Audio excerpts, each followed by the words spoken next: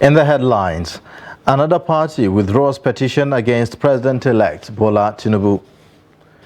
President Buhari stays in London for dental care as President-elect leaves for Europe. 7 confirmed dead, several others missing in Zamfara boat mishap.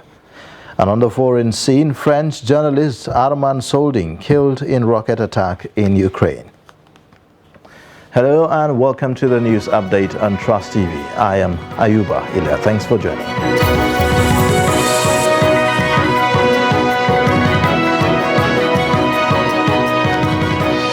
Beginning with political matters, the Action People's Party has applied to withdraw its petition challenging the victory of the President-elect Asiwaju Bola Ahmed Tinubu at the 2023 general elections. The counsel to the party, Obed Agu, also asked the court to strike out and dismiss the suit. Counsel to Tinubu, Wole Olanikpekun, said that they are not opposing the application for withdrawal of the petition and they are not asking for cost. Well, the grounds is nothing more than instruction from my clients. I was instructed and I had a brief to file a petition. I filed the petition. I also have another brief to withdraw the petition. And that's the grounds. As a lawyer, I was prepared to take up this matter to the last minute of it. But things change. The brief is not mine. The brief is that of my client.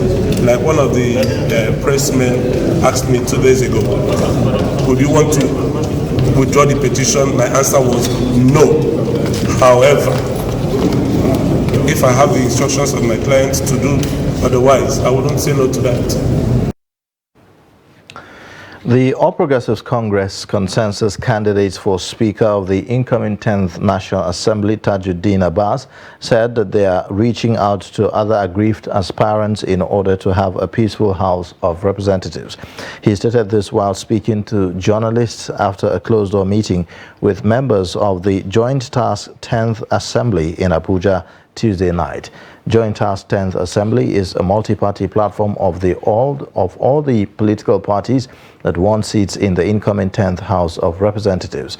The meeting was attended by the Speaker, Femi Gbajabiamila, leadership and members of the Joint Task 10th Assembly and other members-elect from opposition political parties in the House. He expressed his happiness for being found worthy by the House as consensus candidate for the seat, adding that he was humbled and wants to work with his colleagues for the betterment of the nation's democracy and its citizens. On his part, the nominated Deputy Speaker, Benjamin Kalu, said that his choice will expand the party's presence in the southeast, which is known to be an opposition stronghold. President Muhammadu Buhari will stay in London for dental treatment.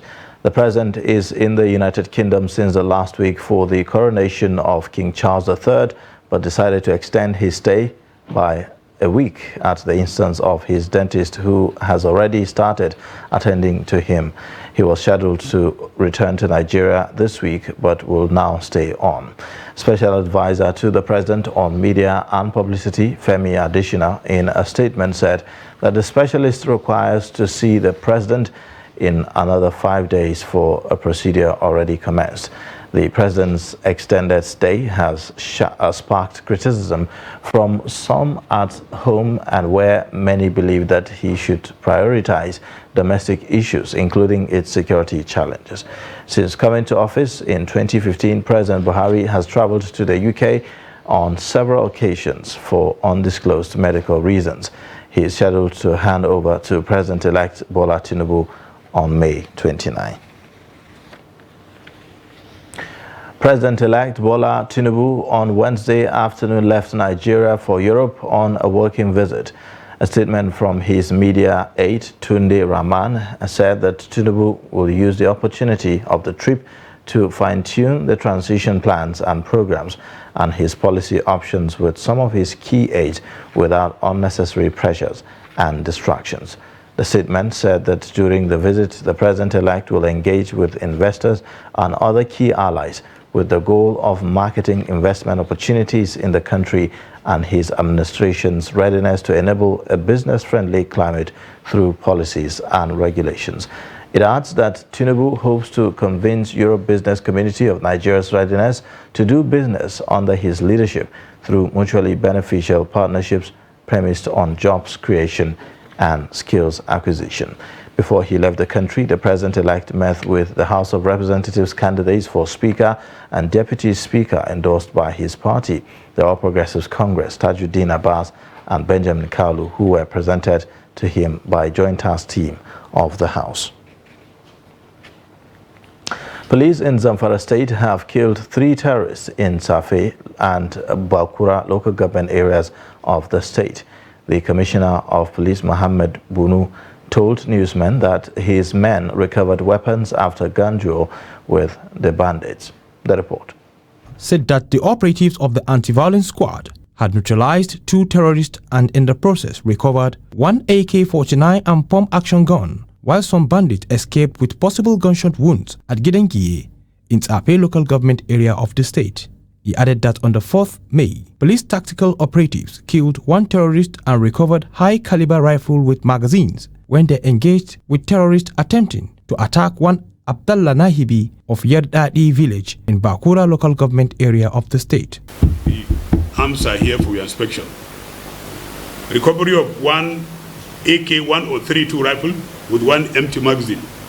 Similarly, on 4th May 2023 at about 14:10 hours, police tactical operatives received a distress call that 2 armed men suspected to be bandits attacked 1 Abdullah Naibi M of Yerdadi village, Biarini district of Bakura local government area of Zamfara state, while on his way to Bakura town. On receiving the report, the DPO swiftly mobilized and led the striking force of the division, trailed the bandits and caught up with them at Yerdadi village.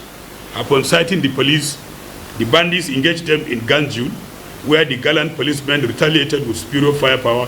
As a result of that, one of the bandits was neutralized, while the other retreated and ran into the bush with gunshot wounds.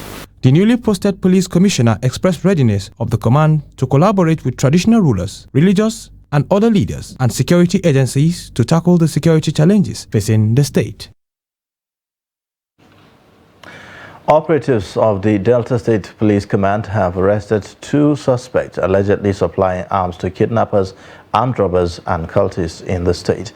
The Public Relations Officer of the command, Bright Edafe, disclosed this in a statement made available to journalists in Asaba. Edafe named the suspect as Chinedu Enemo, 37, and Donatus Ndukan, 34. He said the suspects are from Akere Ogidi in Ogbaru local government area and Orum community in Akwa Ibom North, in Oka North local government area of Anambra State, respectively. He said one of the suspects, Chinedu Enemo, was arrested in his hideout in one of the popular hotels in Asaba, where they hibernate and carry out their nefarious activities, while Donatus Ndukan, whom he described as his boss, was arrested in Fege area of Onitsha in Anambra State. He added that 250 rounds of live cartridges were recovered from the suspect. An unspecified number of children were said to have died in Gusau, Zamfara State capital, in a boat mishap when the victims were returning from where they went to look for water.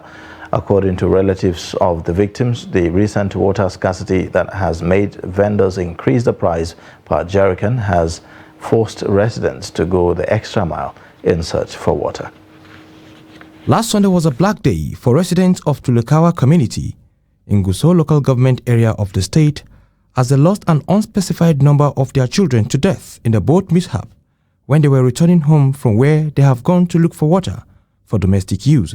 Though some witness accounts said 7 dead bodies were recovered, others said the number of those who lost their lives in the incident were more than 7.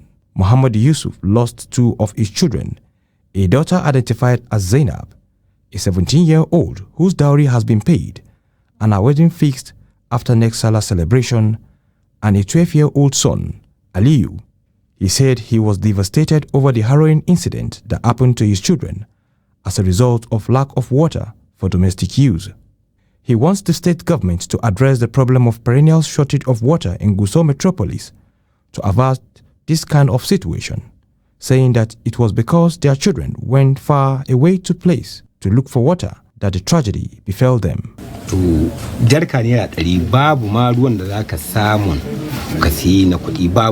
There is ugly incident that happened to me because of problem of water. These are community, even water vendors do not have water that one can buy. Even with your own money, you can't get water to buy. No borehole and not even well water. A relative of Zainab and Aliyu equally said they are pained because of the tragic incident which claimed the lives of 2 of her siblings and other children in the neighborhood due to the challenge of accessing water in Gusau metropolis.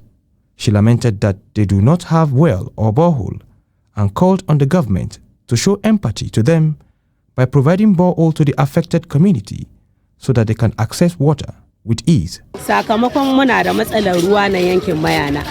of the victims of the boat mishap are my younger ones because of this hard economic situation which compelled us to send our children to go and look for water. Shawulu Hassan, one of those who rescued the victims, narrated what transpired. We saw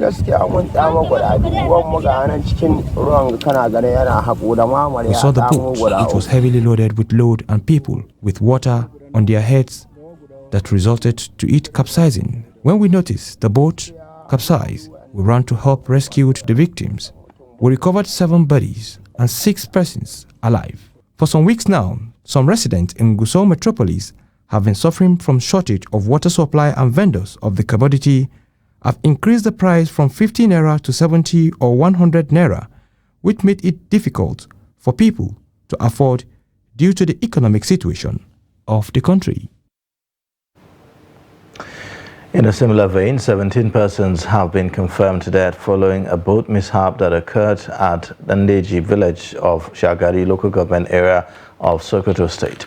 Chairman of the local council, Aliyu Dantani, who confirmed the incident, said that 17 persons, mostly boys and girls, have been confirmed dead, while few passengers escaped, as local divers are still searching for some missing persons. Locals said that the boat was carrying over 40 girls and boys that went to fetch firewood at a nearby bush before the boat capsized, causing the deaths.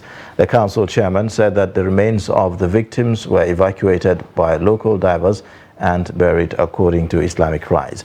Between 2020 and 2023, about 4 boat mishaps have been reported in Shagari local government area with different casualty figures. Now, there was a fire outbreak in the early hours of Wednesday at the Nigerian Air Force base along Airport Road in the Federal Capital Territory.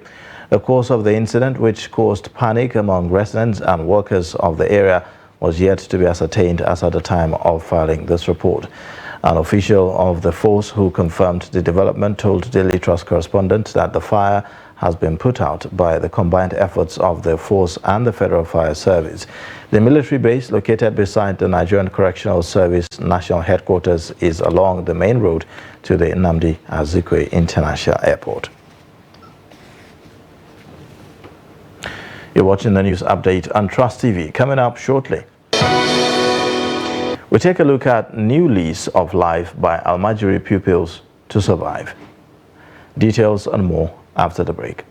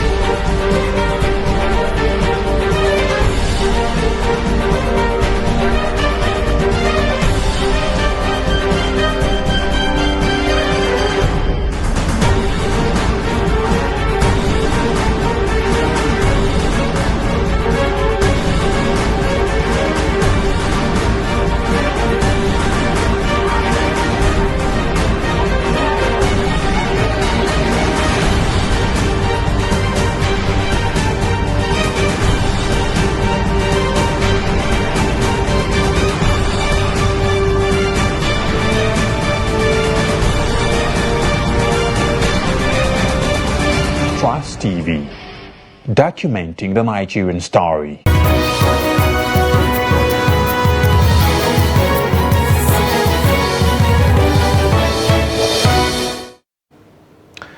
Welcome back. This is the news update on Trust TV. Let's take a look at the top stories again. Another party withdraws petition against President-elect Bola Tinubu.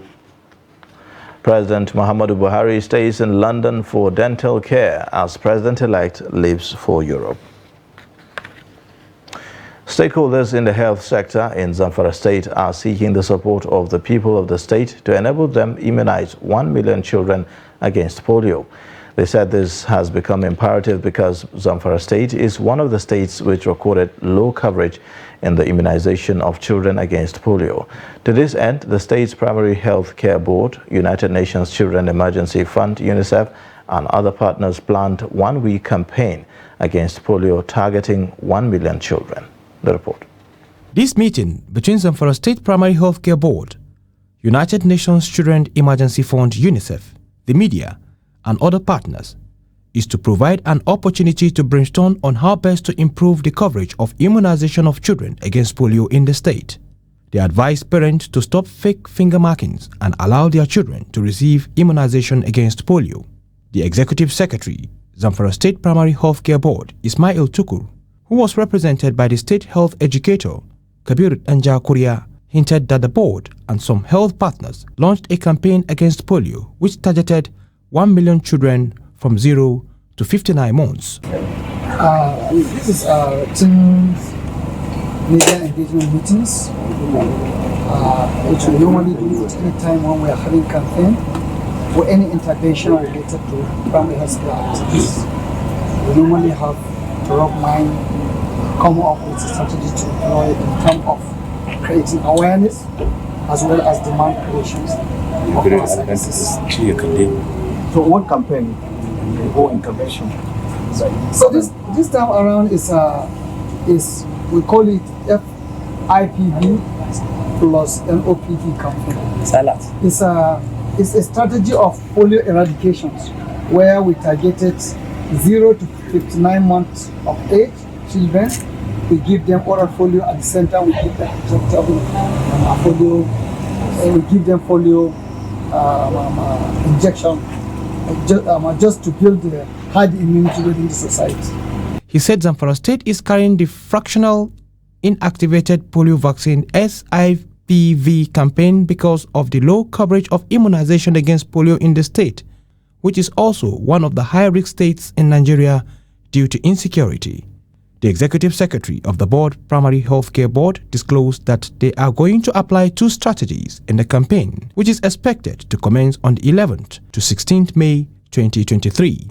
Instead, the strategies include temporary posts and fixed posts across 14 local government areas of the state. Almajiri students in Katsina are finding a new lease of life by enrolling in formal schools while attending the Quranic school where they beg to survive. For years, the Almajiri system has been a controversial issue in Nigeria, with many children forced to leave their homes and families to attend Islamic schools where they are left to fend for themselves. Jamil Mabai visits their school and sent in the report. Aminu Lawal leading his classmates in prayer to mark the end of the morning Quranic session as part of a 13-hour daily Islamic traditional schooling system called Madarasa. He was brought to this Madarasa by his father 4 years ago under the care of his teacher, Mujitaba. According to recent statistics, Nigeria has the highest number of out-of-school children in the world, with over 10 million children out of school. In Katsina State alone, there are over 1.5 million out-of-school children, with a significant number of them being Almajiri students. The Almajiri form of education is a traditional Islamic system of education that involves sending young boys to live with Islamic scholars to learn the Quran and the Islamic teachings. In the recent times, the system has been abused, with many Almajiri students forced to beg on the streets to survive, while their education suffers. But now there is a glimmer of hope for these students, An initiative was launched to integrate Al-Majri students into the formal education system. Under the program, Al-Majri students are enrolled in schools where they receive formal education alongside the Islamic teachings. These children are like any other children. They deserve to be properly integrated into the society. We decided on a particular school to pick and test our initiative by enrolling them. Aminu wants to learn English language so he can become a doctor, while 15-year-old Ahmad wants to work at a company. I want to learn English language and become a doctor or a soldier. I prefer to do office work in a company. What interests me the most about our school are the teachers, because they are kind and they explain things to us easily. Despite their poor background, they remain active during classes. The initiative is changing the narrative by providing these students with a safe and conducive learning environment. Begging to eat is their biggest impediment to actualizing their dream. Going to school with an empty stomach with no shoes, these children are determined to learn despite the glaring economic cost. Jamilu Mabai, reporting for Trust TV News, Katsina. The 2023 Islamic Development Bank annual meetings have been flagged up in Jeddah, Saudi Arabia at the King Abdullah Congress Center. Salim Umar Ibrahim, who is in Jeddah, reports that the annual meeting is bringing together delegations from the group's 57 member countries, in addition to observers from regional and international organizations, to discuss development issues and international institutional matters from 10th to 13th of May, while dignitaries and participants will hold closed-door meetings with the ISDB Group Board, General Assembly of the Federation of the Consultants from Islamic countries, among others. The 2023 annual meeting's official opening ceremony is expected to be held on Thursday.